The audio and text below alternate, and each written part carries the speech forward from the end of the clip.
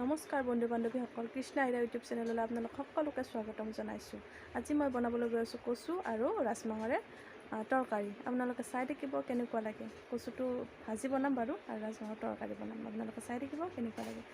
ভাল লাগে যদি লাইক কৰিব, কমেণ্ট কৰিব আৰু শ্বেয়াৰ কৰি দিব। ছাবস্ক্ৰাইব কৰিবলৈ একেবাৰে নাপাহৰিব।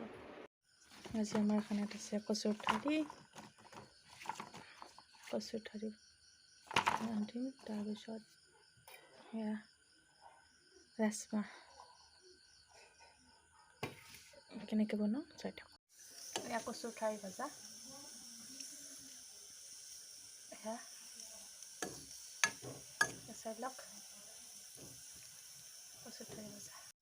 এয়া ৰাজমাহৰ তৰকাৰী আমাৰ ৰেডি হৈ গ'ল, গৰম গৰম দেখিছে। আমি অলপ পিছত খোৱাদ ল'ম, আপোনালোকক দেখুৱাম, চাই থাকিব। এতিয়া ৰাজমাহৰ আঞ্জাৰে ভাত খাব লৈছোঁ। এয়া লৈছোঁ পিঁয়াজ, এয়া জলকীয়া দুটা, এয়া নেমু টেঙা, এয়া কচু।